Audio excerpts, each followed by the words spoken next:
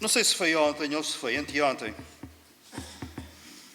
Eu estava a ver televisão e apareceu-me um programa a falar acerca de Lourdes, da França. É um santuário mariano. E eu vi algumas coisas que me levou a ir ao Google e documentar-me um pouco só sobre aquela situação. E então, o que é que se passou ali? Dizem que há 160 anos, uma adolescente foi a uma gruta e apareceu-lhe a Virgem Maria. E a partir daí, isto foi foi há 160 anos, e a partir dali, aquele local, à semelhança de Fátima, tornou-se num santuário. E milhares de pessoas, todos os anos, frequentam esses lugares e dizem que acontecem milagres. Eu não vou pôr isso em causa, não vou equacionar essa situação, até porque os caminhos do Senhor são insondáveis. Mas eu conheço o que a palavra de Deus diz acerca desse assunto. Esta mensagem é uma espécie de continuação em relação à mensagem de domingo passado, cujo tema era o maior milagre de Deus.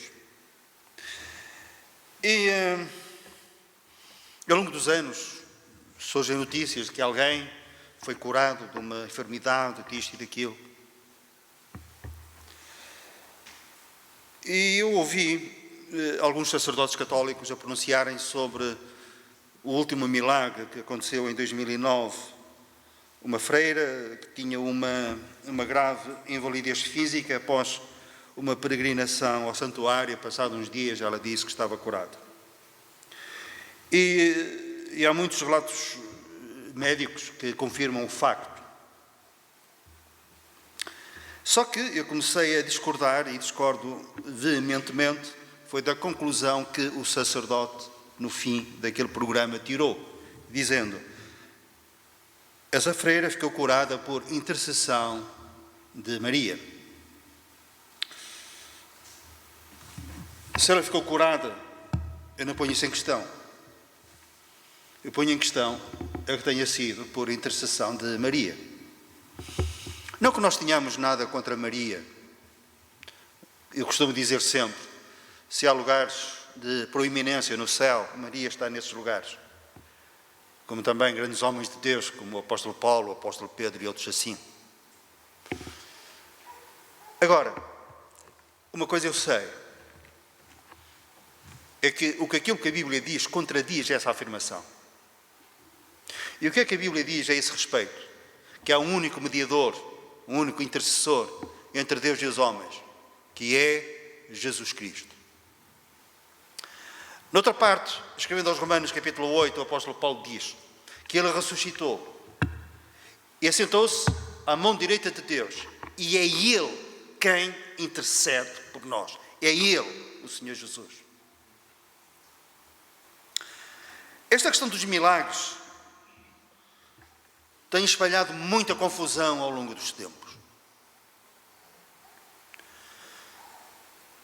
E aqui e ali nós tropeçamos com notícias destas. E se calhar seria mais confortável nós nos calarmos e não dizermos nada e ficarmos com a nossa própria opinião. Mas por vezes também é necessário nós falarmos das coisas, não com o intuito de desrespeitar este ou aquele, mas de elucidar. E como é nosso apanágio, como é a regra da nossa maneira de estar, quando falamos acerca da palavra de Deus, nós socorremos-nos sempre e baseamos-nos naquilo que Deus diz. Até porque, se há conceitos diferenciados em relação àquilo, se há opiniões diferentes em relação às opiniões de Deus, eu não tenho, e nós não temos a menor dúvida, que se alguém está errado, esse alguém não é o Senhor, certo? Mas, como eu dizia, esta questão dos milagres tem levantado muita poeira e tem espalhado muita confusão. não somente na cristandade, mas também em outras religiões, as pessoas buscam milagres. Buscam milagres. E esta procura é uma procura insaciável. Com isto eu não quero dizer que o Senhor hoje não faça milagres. Não, o Senhor hoje faz milagres. E muitos de nós, com certeza, que temos experiências que nós poderíamos partilhar convosco de autênticos milagres de Deus. Podíamos contar mas como é demasiadamente pessoal, eu não vou fazê-lo. Mas eu não tenho a menor dúvida, a Clarice também não, que o que aconteceu ali foi um milagre de Deus.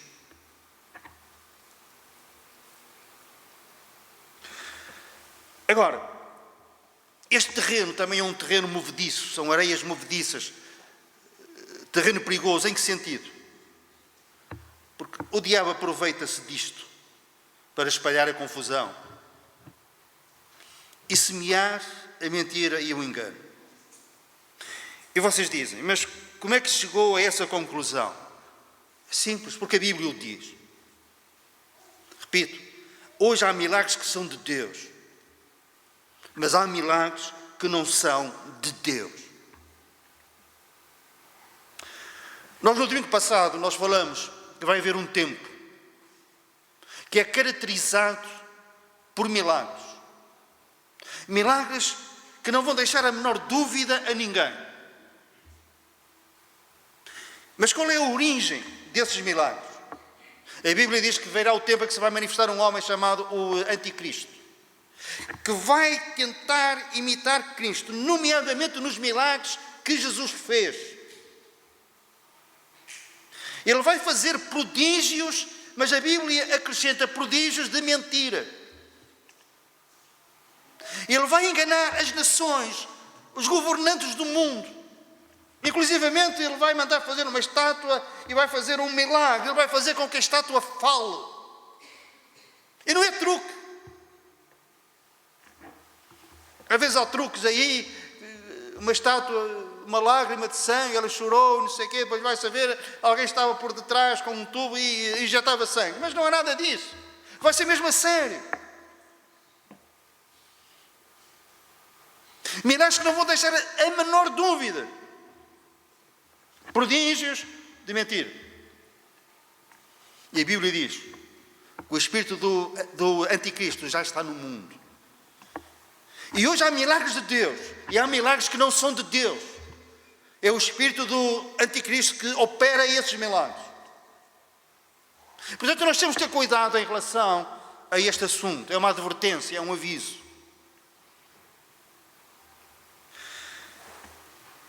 Nunca houve um tempo em que tantos milagres foram feitos como nos tempos do Senhor Jesus.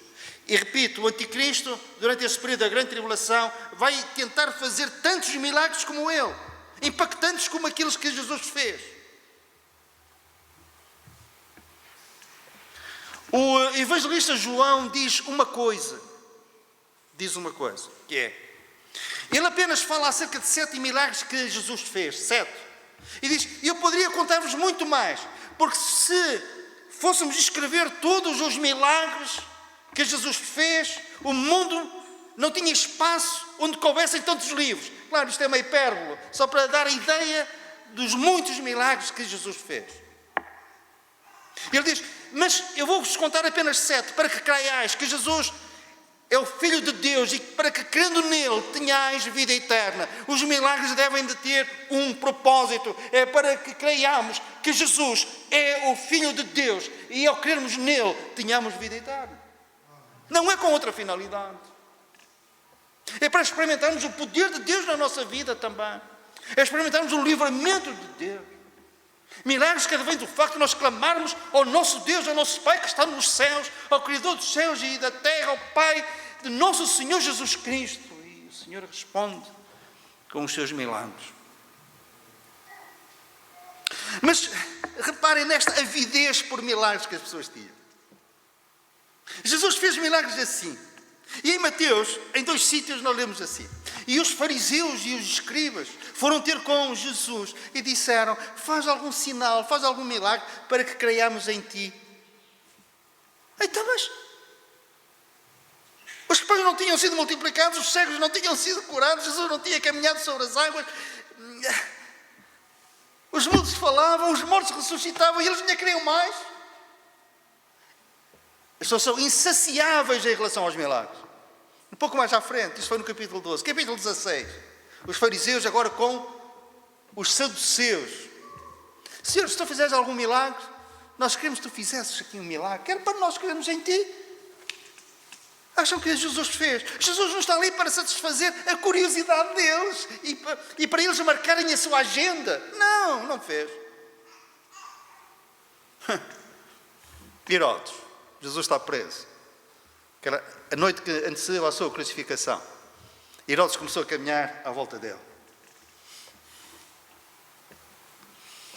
Tal qual serpente para encantar. E disse: faz um sinal. Jesus não lhes respondeu nada.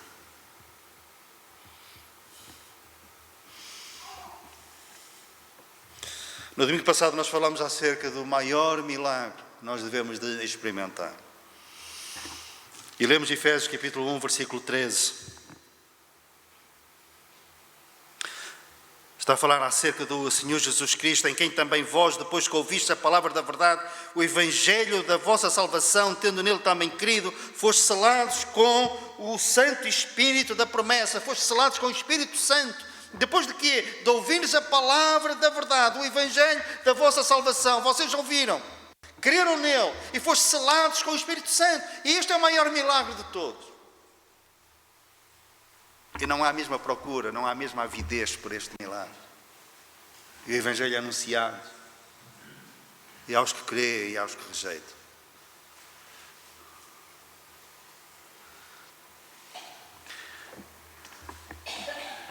Num dos estudos que eu gravei para o YouTube há relativamente pouco tempo, enquanto eu preparava o estudo,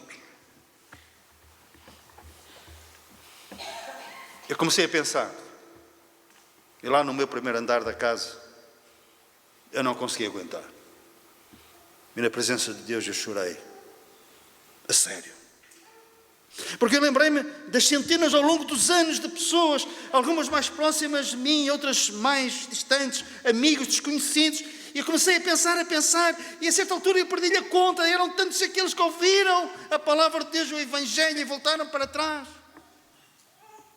Foi sobre aquele estudo, lembra-te, ou lembrai-vos da mulher de Ló, olhou para trás, e eu comecei a pensar naqueles que tinham voltado para trás.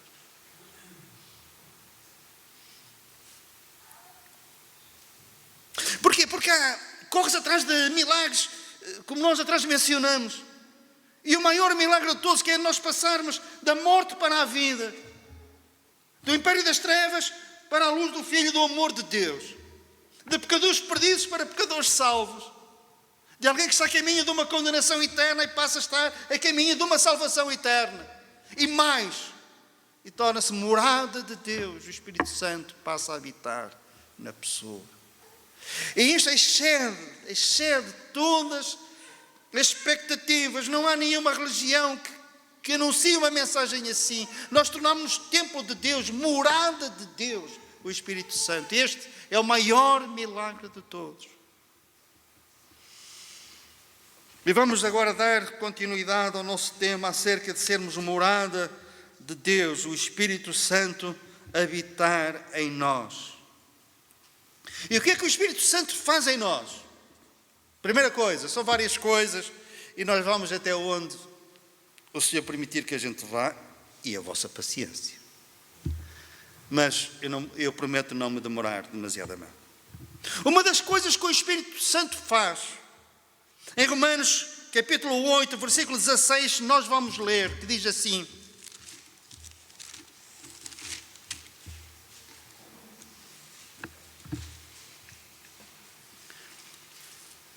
Romanos capítulo 8, versículo 16.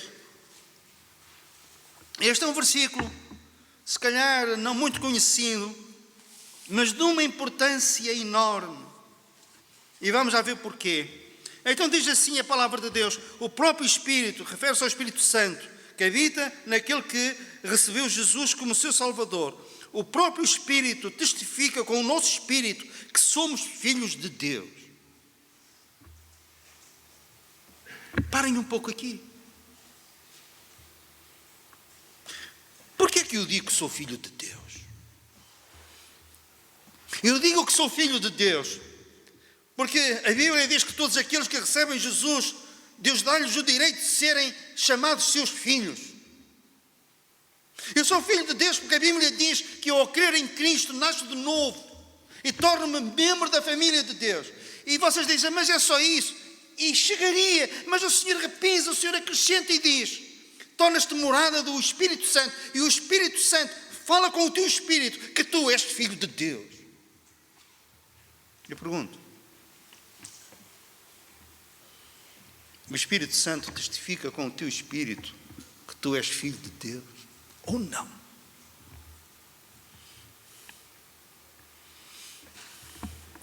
Olhem, os outros podem dizer que somos. Nós até podemos pensar que somos. Eu não quero aqui suscitar dúvidas, implantar dúvidas nas vossas mentes. Não é esse o nosso propósito. Mas alertar para este facto. Eu sou filho de Deus também porque o Espírito Santo diz que eu sou. E diz a quem? Diz-me a mim. Pode não dizer a vós, pode não dizer aos outros, mas o Espírito testifica com o nosso Espírito que nós somos filhos de Deus. Por isso é que ele também se chama Consolador ou Ajudador. Consolador. Às vezes, eu uso este argumento. Em momentos de dificuldade, em que pensamos que estamos esquecidos, que estamos abandonados, criticados disto e daquilo, às vezes injustamente, outras vezes, se calhar, com alguma justiça. Isso não importa. Mas quando estamos na mão de baixo, em plano inclinado, a descer, se calhar até desanimados, tristes, mas há uma voz que me diz, que fala ao meu espírito e diz: mas tu és um filho de Deus. Mãe, é a voz do Espírito Santo. Já ouviram essa voz? É a obra do Espírito Santo. Jesus disse: não vos deixarei órfãos, deixarei convosco o Consolador, o Espírito Santo. Ele vos ensinará e vos fará lembrar. Nunca vos aconteceu estarem, por exemplo, a evangelizar, e muitas vezes quando nós evangelizamos, quando partilhamos a palavra de Deus, o Evangelho, pode haver contraditório, argumentos contra, e nós começamos a falar, e até nos entusiasmamos, e até falamos coisas que não estavam na nossa mente, mas que nós tínhamos ouvido tempos atrás, e nós lembramos naquela altura, de onde é que veio isso? Quem é que ativou a nossa memória? Foi o Espírito Santo. Ele vos fará lembrar.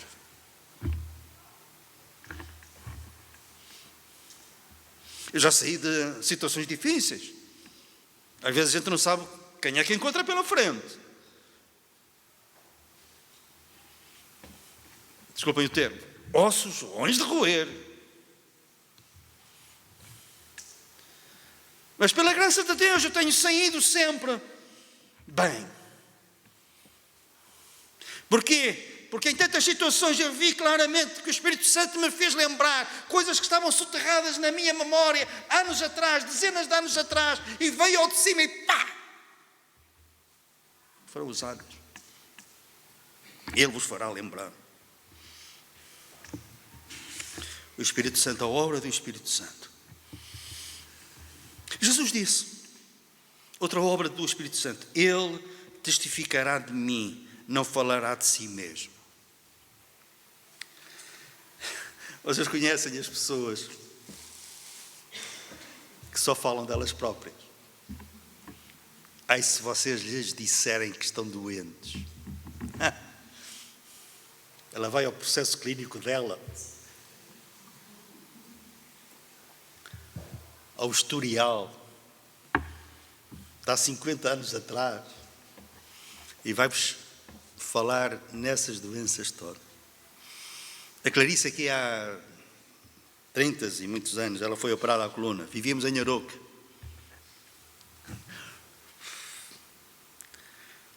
E então, uma pessoa amiga foi visitá-la. Ela estava acamada, não se podia levantar. Tinha sido operada há poucos dias, uma hérnia discal. E depois a pessoa começou a falar acerca das doenças dela. Também tinha sido operada à coluna. E aquilo é que foi. Mas ela resistiu, era maior. E falou, a Clarice acordou, a Clarice adormeceu, dormiu, acordou e ela continuava no processo clínico dela.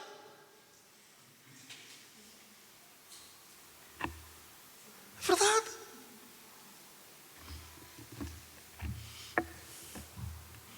Há 41 anos de profissão médica também nos dá uma certa experiência. Havia pessoas que eu não perguntava como é que o marido estava.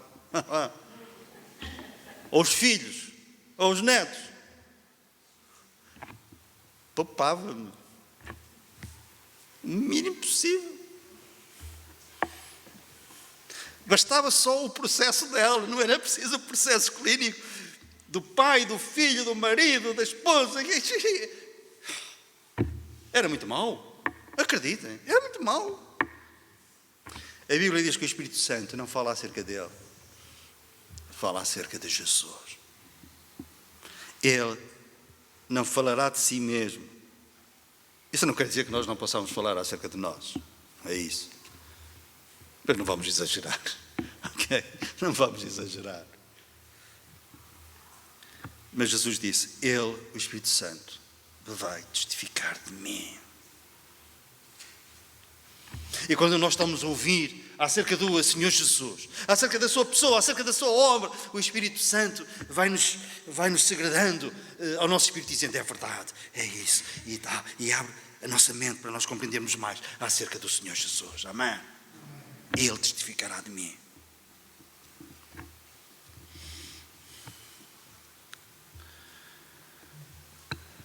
Ele dá dons ao povo de Deus. A Bíblia diz que Ele dá dons a cada um. Todo aquele que é do Senhor, pelo menos um dom tem. Com que finalidade? Eu tive cuidado de ver 3 versões diferentes da Bíblia. Ele dá a cada um para aquilo que for útil. Outra versão diz, para um fim proveitoso. E outra diz, Ele dá dons a cada um para o bem comum. Isto é, os dons que o Senhor nos dá é para o bem comum. É para beneficiar os outros. É para o bem comum. Com que finalidade? Para proveito da igreja, para proveito de todos, para proveito dos outros, com quem nós partilhamos a palavra de Deus. Não é para exaltação pessoal. Conta-se que um lord inglês tinha o seu cocheiro, um homem abastado, os seus criados, e ele e o cocheiro assistiam na mesma igreja. Iam de coche para a igreja. Chegados lá, o cocheiro saía do seu lugar e ia abrir a porta ao lorde. Ele saía, fechava a porta, iam para a igreja. E depois o lorde ficava sentado e o cocheiro pregava. É vida. Era o dom do cocheiro. Era um bom pregador. O lorde não tinha o dom de pregar. Da paz, tinha outro dom. Para proveito, para o bem comum, para aquilo que for útil. Senhor, qual é o meu dom? E que eu desenvolva o meu dom para o bem comum. Amém? O Espírito Santo em nós mexe com os nossos sentimentos. Às vezes estamos tristes. Nunca vos aconteceu estar triste e não saber bem porquê. Pensem um pouco. Pensem. Foi alguma coisa que disseste ao teu marido, que disseste à tua esposa, que falaste com o teu empregado ou com o teu patrão. Foste longe demais, foste ríspido, foste agressivo. Passou e tal, e está tudo esquecido. Mas há uma pessoa que não se esqueceu. Foi o Espírito Santo. Entristeceu. E o Espírito Santo, entristecido em nós, faz com que nós fiquemos também tristes. Pensemos num caso. David pecou, adulterou com Batseba. Não vamos entrar agora em pormenores. Durante um ano, aparentemente estava tudo bem com ele. Era rei, mas as pessoas sabiam. Às vezes ele encontrava pequenos grupinhos lá no palácio, a falar baixinho e tal, devem estar a falar de mim. Mas ao fim de um ano ele não aguenta mais. E diz: as minhas lágrimas têm-me servido de dia e de noite de alimento.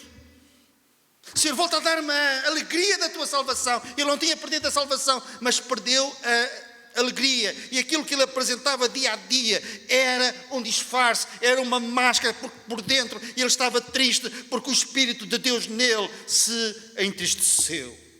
Ele tinha pecado. E o pecado entristece-nos. Com que finalidade?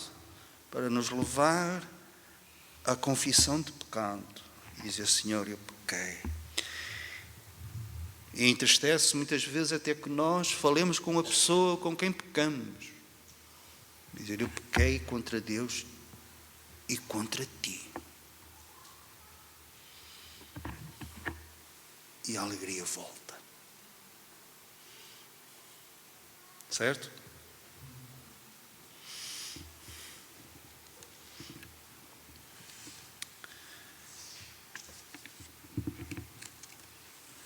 O Espírito Santo ajuda-nos numa área que pode ser muito descurada. Nós não estarmos lúcidos em relação a ela. Em relação à tentação.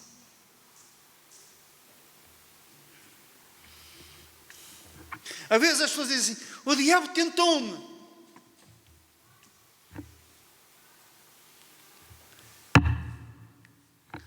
Eu explico já. O diabo não tenta. Mas espera, calma aí. Mas ele não se chama tentador. Chama, mas tenham calma. Eu chego lá. A Bíblia diz: não veio sobre vós tentação senão humana.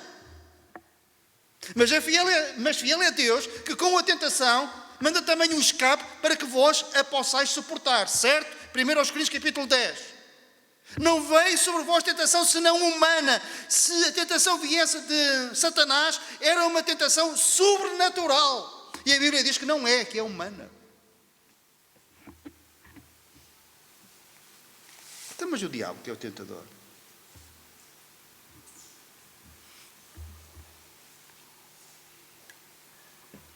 Então, mas não é? Não? Então, mas como é que se explica? A Bíblia diz claramente: a tentação é humana. E Tiago mais tarde diz: e cada um é atraído e é tentado pelos seus próprios desejos. Seus próprios. Deus a ninguém tenta. Cada um é tentado pelos seus próprios desejos. A tentação é humana. E Satanás, onde é que entra? Ele conhece-nos, os pontos fracos.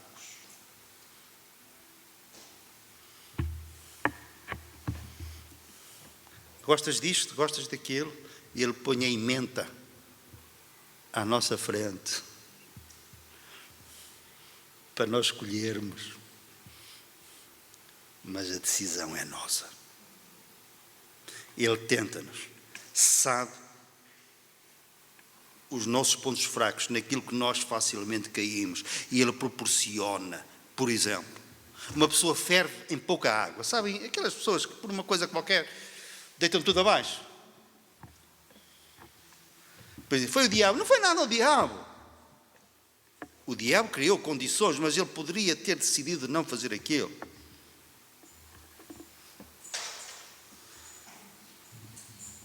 Aí foi uma tentação terrível. O diabo, então o inferno todo vai. O inferno todo? Então o inferno todo vinha só por causa de uma pessoa. Eu sou assim tão importante? Não foi nada o inferno todo. Fui eu.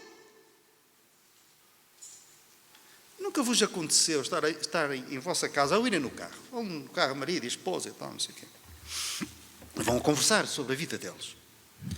E a esposa diz assim ao marido: precisamos comprar uns ténis novos para o nosso filho. Os ténis deles, já estão velhos. E passados um minuto ou dois, no telemóvel está uma mensagem. Publicidade. Acerca de quê? Ténis? Nunca vos aconteceu. Será que foi só a mim? Albertino, Suzana, eu um dia pensei em comprar uma máquina de cortar relva. Fui ao Google, máquina de cortar relva. Queria saber preço. Eu fui inundado com publicidade acerca de máquinas de cortar relva, que eu não pedia a ninguém. O que Satanás faz é publicidade. Faz publicidade. Ele sabe aquilo que nós queremos comprar.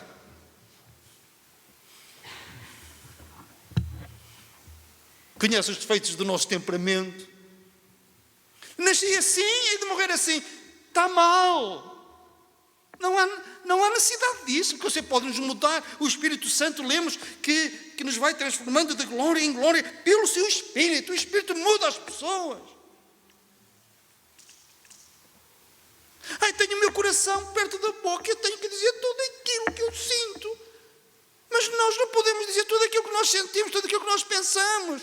Se não passamos a vida a ofender as pessoas.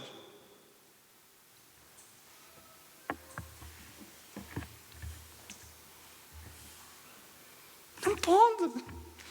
Temos que ter autocontrole, temperança. Eu quero, sou muito honesta. Eu digo logo, na cara. Depois já não há amigos, mas eles foram todos escorraçados. Nós como crentes, Espírito Santo, não fales. Nunca vos aconteceu estar sentado numa roda, vamos chamar de escarnecedores, porque a Bíblia fala nisso. E nós não queremos, mas vamos aproximando, como Pedro também, assentou-se lá na fogueira e tal, a malta toda ali e tal, não sei o quê. E aquilo começa a resvalar, a conversa começa a resvalar. E nós ficamos para trás, mas daqui a pouco também dizemos a nossa opinião, e daqui a pouco estamos metidos naquilo, e o Espírito Santo a dizer: para, levanta-te, põe-te a andar daqui, e nós ficamos.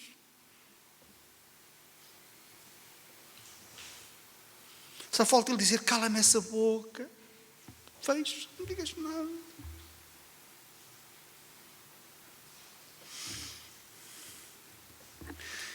Porquê é que acontece isto? Esta publicidade assim? Através das redes sociais, através do Google, etc. Não é que eu seja expert nesta matéria, antes pelo contrário, mas a gente informa-se. O nosso perfil vai sendo registado. Ele gosta disto. Gosta de ouvir este político, de ouvir este pregador. Os pregadores que eu costumo ouvir, também há coisas boas. Depois aparecem lá todos. E depois escolho. Vocês começam a ouvir um político, não tenho nada contra isso. Certo? Eu também os ouço. Mas depois o nosso perfil, está ali o nosso perfil. Conhecendo o nosso perfil, vão nos dar aquilo que nós gostamos.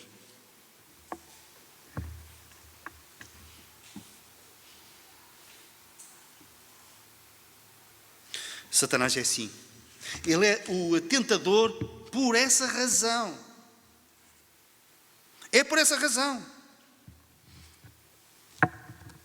Ele incendeia os nossos pontos fracos, explora-os.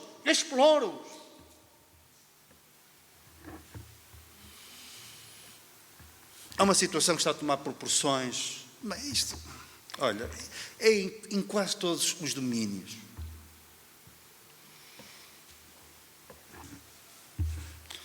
Se nós fôssemos falar em ideologia de género e coisas assim, complicado. Não vamos entrar por aí. Mas também não há problema nenhum em que entremos, só que fugimos ao foco. É apenas por causa disso, porque nós não temos medo de falar acerca disso. Mas há uma situação que me tem preocupado. Questão de divórcios. Divórcios.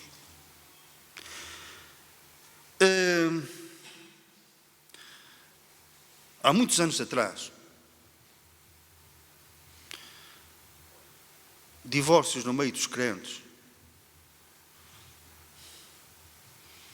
Olha, eu se calhar nos primeiros 20 ou 30 anos da minha conversão, que eu me lembro, não houve nenhum. Que eu me lembro, se calhar houve, mas foram tão poucos que não me lembro. Agora é uma epidemia. Crentes, descrentes, pessoas que estão na igreja, fora da igreja. Mas alguma coisa está a falhar no meio do comportamento do povo de Deus. Aqui uns tempos atrás eu li alguns que a percentagem é mais ou menos equivalente dentro da igreja, fora da igreja. Isto tem um nome. Isto é uma derrota para o povo de Deus. Eu não digo que não haja razões. Claro que há razões. E nós conhecemos algumas, que são situações dramáticas. Mas, apesar disso, alguma coisa não está bem. Às vezes nós pomos a pensar, mas é por causa disso. Coisas insignificantes. Eu não estou a falar acerca de coisas graves, e porque há situações que não têm outra solução. Não têm outra solução. Quando a pessoa não quer, quando o outro não quer, e firma-se e não, o que é que nós vamos fazer? Amarrá-lo? Não, eu sei disso. Mas há outras coisas. São coisas de pouca monta. Não há espírito de perdão, de compreensão. Não há reconhecimento pelo trabalho do outro. Às vezes é uma coisa tão simples.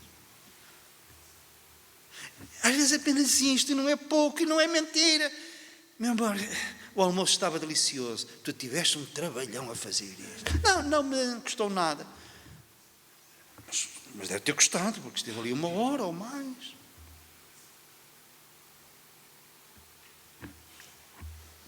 É caso único. Quando estávamos em Algeriz, apareceu lá um senhor, francês, falava português, mas mal.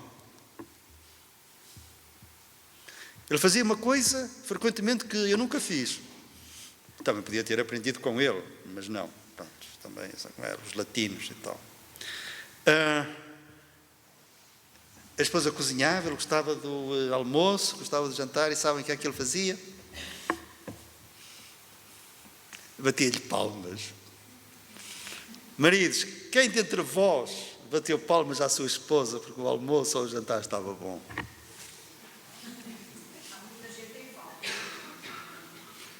Ninguém bateu palmas? Só por ti, não é? António? É uma tristeza. É uma tristeza.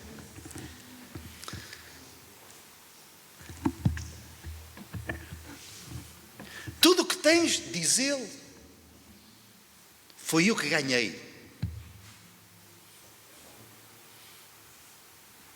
Se a esposa contabilizasse as horas que trabalhou para a casa, e se fosse paga à hora, eu queria ver se ele tinha dinheiro para o carro que tem e para os ténis de marca que ele tem.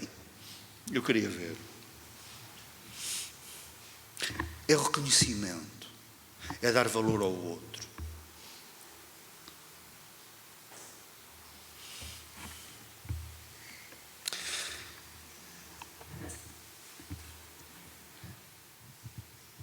O seu marido a louva. Lemos acerca da mulher virtuosa e diz: entre as mulheres, por outras palavras, não há ninguém como tu. E se eu tivesse que casar, agora já é minha, se eu tivesse que casar 1000 vezes, casaria 1000 vezes contigo. E eu não digo que nós não pensemos isso. O problema é que nunca o dizemos.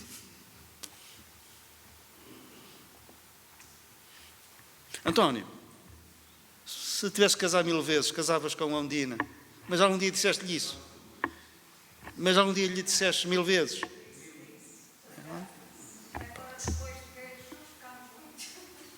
Pronto, está. Ok. Mas é isto. Isto a propósito de quê? Do diabo, Satanás, potencializar os nossos pontos fracos. Estou quase a terminar. Os demónios falam mentira, certo? Mas não falam sempre mentira. Uma vez, uma pessoa endemoniada, possessa, o demónio falou por intermédio dela e disse a Jesus: nós bem sabemos quem és, tu és o Santo de Deus. Mentira? Não, é verdade. Tu és o Santo de Deus.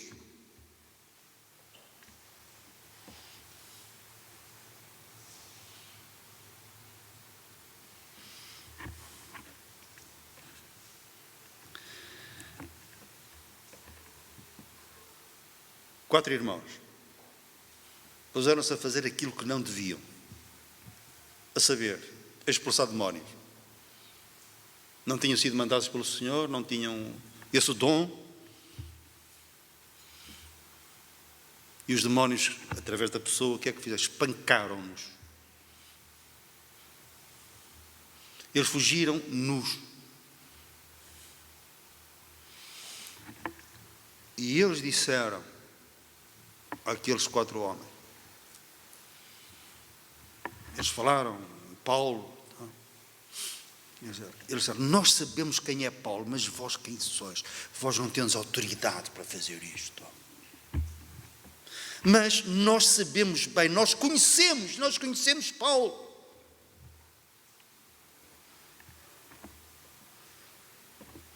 Satanás conhece-nos bem.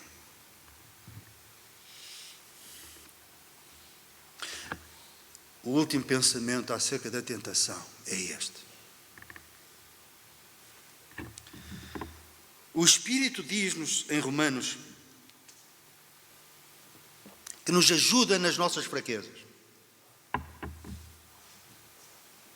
A palavra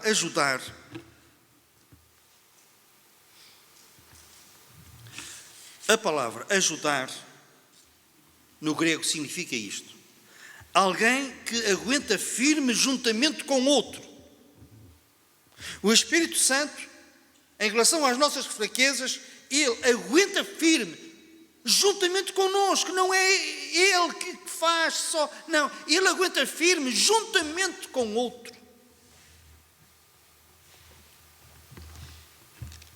O que é que nós podemos fazer? Vigiar e orar. Vigiar, estar atentos. Quando menos esperamos, podemos cair.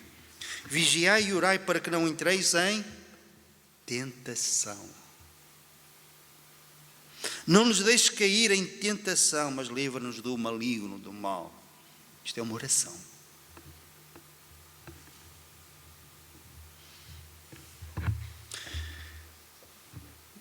O Espírito Santo, as coisas espirituais, o que semeia na carne, da carne ceifará a corrupção. Aquele que semeia no Espírito, do Espírito ceifará a vida eterna.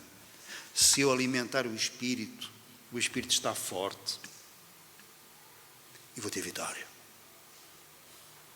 Se eu definhar, se eu apenas carregar a ficha a força da alma, a energia da alma, ao domingo, durante 1 hora, e depois desligar, ao fim de pouco tempo, a bateria vai-se abaixo.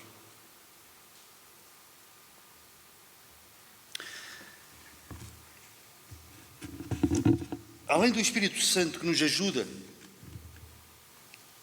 que mantém firme juntamente com o outro, juntamente connosco, a palavra de Deus, seguimos com confiança ao trono da graça, a fim de recebermos graça e misericórdia para sermos ajudados em tempo oportuno. Chegarmos ao trono da graça de Deus é a oração. Senhor, que eu não caia nesta tentação. E se for necessário, fugir, levantar da roda, sair para dar um passeio. Estás em casa, as coisas estão complicadas, sai, vai dar uma volta e depois volta com um sorriso nos lábios. Temarar. Amém?